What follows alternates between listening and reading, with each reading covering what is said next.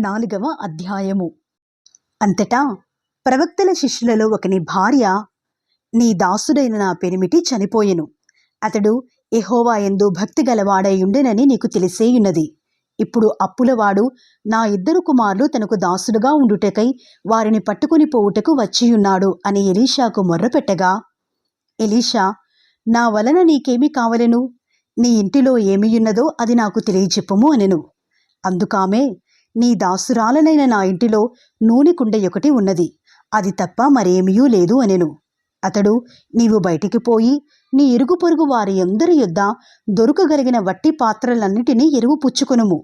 అప్పుడు నీవు నీ ఇంటిలోకి వచ్చి నీవును నీ కుమారులను లోపల నుండి తలుపు మూసి ఆ పాత్రలన్నిటిలో నూనె పోసి నిండినవి ఒక తట్టిన ఉంచుము అని ఆమెతో సెలవీయగా, ఆమె అతని యొద్ద నుండి పోయి తానును కుమారులను లోపల నుండి తలుపు మూసి కుమారులు తెచ్చిన పాత్రలలో నూనె పోసెను.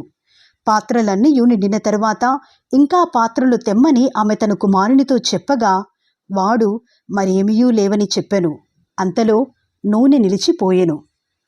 ఆమె దైవజనుడైన అతని యొద్దకు వచ్చి సంగతి తెలియజెప్పగా, అతడు, నీవు పోయి ఆ నూనెను అమ్మి నీ అప్పు తీర్చి మిగిలిన దానితో నీవును నీ పిల్లలను బ్రతుకుడి అని ఆమెతో చెప్పెను.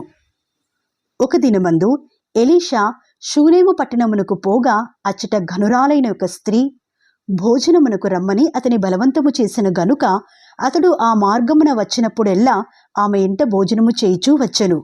కాగా ఆమె తన పెనిమిటిని చూచి, మన యొద్దకు వచ్చుచూ పోవుచున్నవాడు భక్తిగల దైవజనుడని నేనెరుగుదును.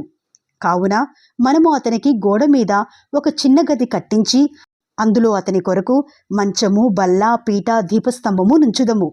అతడు మన యొద్దకు వచ్చినప్పుడెల్లా అందులో బస చేయవచ్చును అని చెప్పెను. ఆ తరువాత అతడు అక్కడికి ఒకానొక దినమున వచ్చి ఆ గదిలో చొచ్చి అక్కడ పరుండెను. పిమ్మట అతడు తన దాసుడైన గేహజీని పిలిచి, ఈ షూనేమీరాలిని పిలువమనగా వాడు ఆమెని పిలిచెను. ఆమె వచ్చి అతని ముందర నిలువబడినప్పుడు అతడు, నీవు ఇంత శ్రద్ధాభక్తులు మా యందు కనపరిచితివి, నీకు నేనేమి చేయవలెను? రాజుతోనైనను సైన్యాధిపతితోనైనను నిన్ను గూర్చి నేను మాటలాడవలనని కోరుచున్నావా అని అడుగుమని గేహజీకి ఆజ్ఞేయగా వాడు ఆ ప్రకారం ఆమెతో అనెను. అందుకామె, నేను నా స్వజనులలో కాపురమున్నాను అనెను. ఎలీషా ఆమె నేనేమి చేయకోరుచున్నదని వారిని అడుగగా, గేహజీ, ఆమెకు కుమారుడు లేడు, మరియు ఆమె పెనిమిటి ముసలివాడని అతనితో చెప్పెను.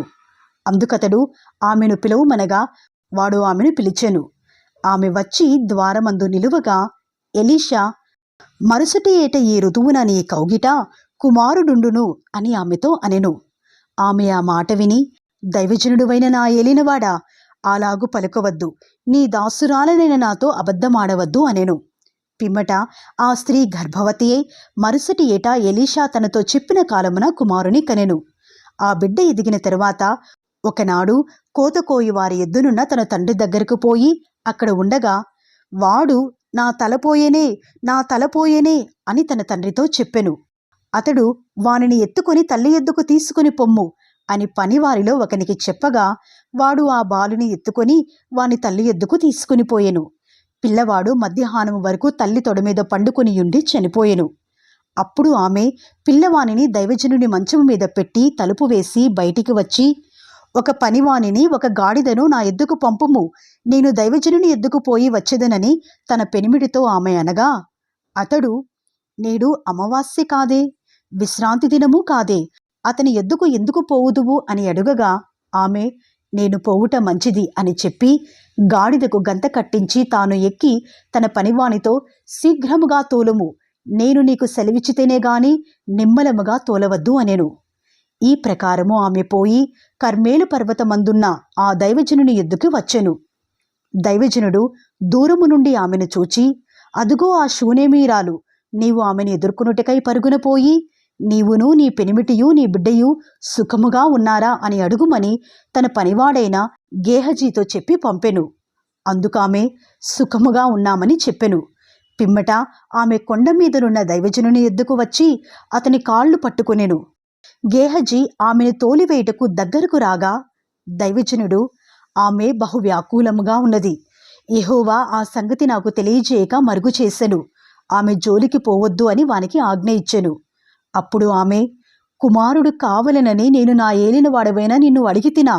నన్ను భ్రమ పెట్టవద్దని నేను చెప్పలేదా అని అతనితో మనవి చేయగా, అతడు, నీ నడుము బిగించుకొని నా దండమును చేత పట్టుకుని పొమ్ము. ఎవరైనను నీకు ఎదురుపడిన ఎడలా వారికి నమస్కరింపవద్దు. ఎవరైనను నీకు నమస్కరించిన ఎడలా వారికి ప్రతి మర్యాద చేయవద్దు. అక్కడికి పోయి నా దండమును ఆ బాలుని ముఖం మీద పెట్టుమని గేహజీకి ఆజ్ఞ ఇచ్చి పంపెను. తల్లి ఆ మాట విని, యెహోవా జీవము తోడు, నీ జీవము తోడు, నేను నిన్ను విడువనని చెప్పగా అతడు లేచి ఆమెతో కూడా పోయెను. గేహజీ వారికంటే ముందుగా పోయి ఆ దండమును బాలుని ముఖము మీద పెట్టెను గాని ఏ శబ్దమును రాకపోయెను. ఏమీయూ వినవచ్చినట్టు కనబడలేదు గనుక వాడు ఎలీషాను ఎదుర్కొని వచ్చి, బాలుడు మేలుకొనలేదని చెప్పెను. ఎలీషా ఆ ఇంటజొచ్చి, బాలుడు మరణమయ్యుండి తన మంచము మీద పెట్టబడి యుండుట చూచి తానే లోపలికి పోయి వారిద్దరే లోపల నుండగా తలుపు వేసి యెహోవాకు ప్రార్థన చేసి మంచము మీద ఎక్కి బిడ్డ మీద తన్ను చాచుకొని తన నోరు వాని నోటి మీదను తన కండ్లు వాని కండ్ల మీదను తన చేతులు వాని చేతుల మీదను ఉంచి బిడ్డ మీద పొడుగుగా పండుకొనగా ఆ బిడ్డ ఒంటికి వెట్ట పుట్టెను. తాను దిగి ఇంటిలో యువతల నుండి అవతలకు ఒకసారి తిరిగి నడిచి మరల మంచం మీద ఎక్కి వాని మీద పొడుగుగా పండుకొనగా బిడ్డ 7 మారులు తుమ్మి కండ్లు తెరిచెను.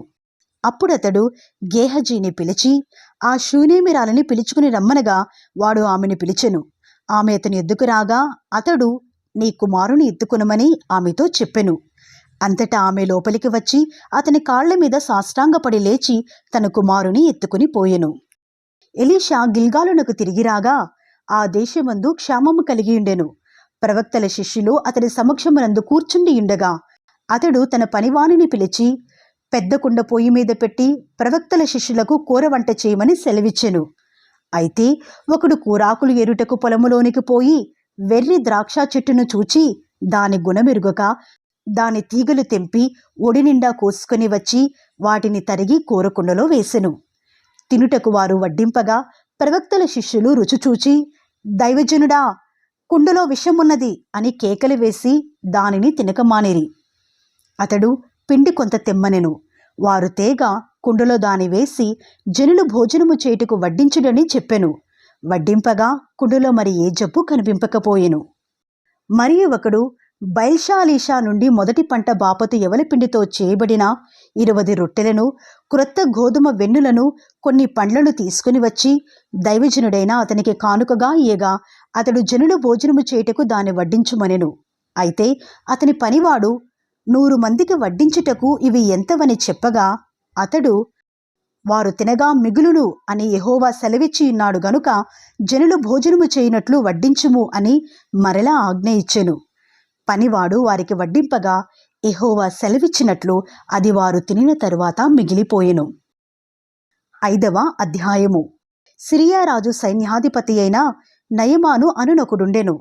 అతని చేత యెహోవాయే సిరియా దేశమునకు జయము కలుగజేసి ఉండెను గనుక అతడు తన యజమానుని దృష్టికి ఘనుడై దయ పొందిన వాడాయెను.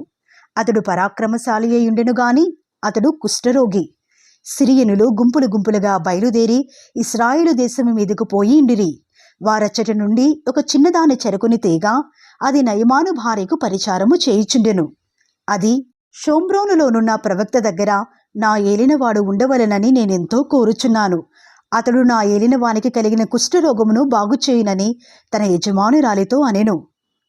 నయమాను రాజునొద్దకు పోయి ఇశ్రాయేలు దేశపు చిన్నది చెప్పిన మాటలను అతనికి తెలియచేయగా సిరియా రాజు, నేను ఇశ్రాయేలు రాజునకు దూత చేత పత్రిక పంపించదనని ఆజ్ఞ ఇచ్చెను గనుక అతడు 20 మనుగుల వెండియు 1,20,000 రూపాయల బంగారును 10 దుస్తుల బట్టలను తీసుకుని పోయి ఇశ్రాయేలు రాజునకు పత్రికను అప్పగించెను. ఆ పత్రికలో ఉన్న సంగతి ఏదనగా, నా సేవకుడైన నయమానునకు కలిగిన కుష్ఠరోగమును నీవు బాగు చేయవలెనని ఈ పత్రికను అతని చేత నీకు పంపించియున్నాను. ఇశ్రాయేలు రాజు ఈ పత్రికను చదివి వస్త్రములు చింపుకొని, చంపుటకును బ్రతికించుటకును నేను దేవుడనా? ఒకనికి కలిగిన కుష్ఠరోగమును మాన్పుమని నా ఎద్దుకు ఇతడు పంపుట ఏమి? నాతో కలహమునకు కారణము ఇతడు ఎట్లు వెతుకుచున్నాడో మీరు ఆలోచించుడి అనెను. ఇశ్రాయేలు రాజు తన వస్త్రము చింపుకుని సంగతి దైవజనుడైన ఎలీషాకు వినబడినప్పుడు అతడు, నీ వస్త్రములు నీవెందుకు చింపుకుంటివి? ఇశ్రాయేలులో ప్రవక్త ఒకడున్నాడని అతనికి తెలియబడినట్లు అతని నా యొద్దకు రానిమ్ము అని రాజునకు వర్తమానము చేసెను. నయమాను గుర్రములతోనూ రథములతోనూ వచ్చి ఎలీషా ఇంట ద్వారము ముందర నిలిచియుండగా, ఎలీషా, నీవు యోర్దాను నదికి పోయి 7 మారులు స్నానము చేయుము, నీ ఒళ్ళు మరల బాగై నీవు శుద్ధుడు వగుదువని అతనితో చెప్పుటకు ఒక దూతను పంపెను. అందుకు నయమాను కోపము తెచ్చుకొని తిరిగిపోయి ఇట్లనెను, అతడు నా ఎద్దుకు వచ్చి నిలిచి తన దేవుడైన యెహోవా నామమును బట్టి తన చెయ్యి రోగముగా ఉన్న స్థలము మీద ఆడించి కుష్ఠరోగమును మాన్పునని నేను అనుకుంటుని. దమస్కు నదులైన అబానాయును ఫర్ఫరును ఇశ్రాయేలు దేశములోని నదులన్నిటికంటే శ్రేష్టమైనవి కావా? వాటిలో స్నానము చేసి శుద్ధి నొందలేనా అని అనుకుని రౌద్రుడై తిరిగి వెళ్ళిపోయెను. అయితే అతని దాసులలో ఒకడు వచ్చి, నాయనా, ఆ ప్రవక్త ఏదైనా నాకు గొప్ప కార్యము చేయమని నియమించినడెలా నీవు చేయకుందువా? అయితే స్నానము చేసి శుద్ధుడవు కమ్మను మాట దానికంటే మేలు కాదా అని చెప్పినప్పుడు అతడు పోయి దైవజనుడు చెప్పినట్లు యోర్దాను నదిలో 7 మార్లు మునుగగా అతని దేహము పసిపిల్ల దేహము వలెనై అతడు శుద్ధుడాయెను. అప్పుడతడు తన పరివారముతో కూడా దైవజనుని దగ్గరికి తిరిగి వచ్చి అతని ముందర నిలిచి, చిత్తగించుము, ఇశ్రాయేలులోనున్న దేవుడు తప్ప లోకమంతటి యందును మరి ఒక దేవుడు లేడని నేను ఎరుగుదును. ఇప్పుడు నీవు నీ దాసునైన నా యొద్ద బహుమానము తీసుకునివలసినదని అతనితో చెప్పగా, ఎలీషా, ఎవని సన్నిధిని నేను నిలువబడి ఉన్నాను, ఇశ్రాయేలు దేవుడైన ఆ యెహోవా జీవముతోడు నేనేమియూ తీసుకొనను అని చెప్పెను. నయమాను అతనిని ఎంత బతిమాలినను అతడు ఒప్పకపోయెను. అప్పుడు, యెహోవాకు తప్ప దహన బలినైనను మరి ఏ బలినైనను ఇతరమైన దేవతలకు నేనికను అర్పింపను. 2 కంచెల గాడిదలు మోయిపాటి మన్ను నీ దాసునైన నాకు ఇప్పించకూడదా? నా యజమాను మ్రొక్కుటకు రిమ్మోను గుడిలో చొచ్చి నా చేతి మీద ఆనుకున్నప్పుడు నేను రిమ్మోను గుడిలో నమస్కారము చేసినడెలా? రిమ్మోను గుడిలో నేను నమస్కారము చేసిన సంగతిని గూర్చి యెహోవా నీ దాసునైన నన్ను క్షమించునుగాకని నయమాను చెప్పగా, ఎలీషా నెమ్మది కలిగి పొమ్మని అతనికి సెలవిచ్చెను. అతడు ఎలీషా యొద్ద నుండి వెళ్ళి కొంత దూరము సాగిపోయెను. అంతటా దైవజనుడైన ఎలీషాకు సేవకుడగు గేహజీ, సిరీనుడైన ఈ నయమాను తీసుకుని వచ్చిన వాటిని అంగీకరించుటకు నా యజమానునికి మనస్సు లేకపోయెను గాని యెహోవా జీవముతోడు నేను పరిగెత్తుకుని పోయి అతని కలుసుకొని అతని యొద్ద ఏదైనాను తీసుకుందుననుకొని నయమానును కలుసుకున్నట్టుకై పోవుచుండగా, నయమాను తన వెనక నుండి పరుగున వచ్చుచున్న వానిని చూచి తన రథము మీద నుండి దిగి వానిని ఎదుర్కొని, క్షేమమా అని అడిగెను. అతడు క్షేమమే అని చెప్పి, నా యజమానుడు నా చేత వర్తమానము పంపి, ప్రవక్తల శిష్యులలో 2 యవనులు ఎఫ్రాయిము మన్యము నుండి నా ఎద్దుకు ఇప్పుడే వచ్చిరి గనుక నీవు వారి కొరకు 2 మనుగుల వెండియు 2 దుస్తుల బట్టలను దయచేయమని సెలవిచ్చుచున్నాడు అనెను. అందుకు నయమాను, నీకు అనుకూలమైతే రెట్టింపు వెండి తీసుకొనుమని బతిమాలి 2 సంచులలో 4 మనుగుల వెండి కట్టి 2 దుస్తుల బట్టలనిచ్చి తన పనివారిలో 2 మీద వాటిని వేయగా వారు గేహజీ ముందర వాటిని మోసుకొని పోయిరి. మెట్ల దగ్గరకు వారు రాగానే వారి యొద్ద నుండి గేహజీ వాటిని తీసుకుని ఇంటిలో దాచి వారికి సెలవీయగా వారు వెళ్ళిపోయిరి. అతడు లోపలికి పోయి తన యజమానుని ముందర నిలువగా ఎలీషా వానిని చూచి, గేహజీ, నీవెచ్చటి నుండి వచ్చితివి అని అడిగినందుకు వాడు, నీ దాసునేనే నేను ఎచ్చటికినీ పోలేదు అనెను. అంతటా ఎలీషా వానితో, ఆ మనుష్యుడు తన రథము దిగి నిన్ను ఎదుర్కొనుటకు తిరిగి వచ్చినప్పుడు నా మనస్సు నీతో కూడా రాలేదా? ద్రవ్యమును వస్త్రములను ఒలీవ చెట్ల తోటలను ద్రాక్ష తోటలను గొర్రెలను ఎడ్లను దాసాదాసీలను సంపాదించుకున్నటకు ఇది సమయమా? కాబట్టి నయమానునకు కలిగిన కుష్టు నీకును నీ సంతతికిని సర్వకాలము అంటియుండును అని చెప్పగా వాడు మంచు వలె తెల్లనైన కుష్ఠము కలిగి ఎలీషా ఎదుట నుండి బయటికి వెళ్ళెను.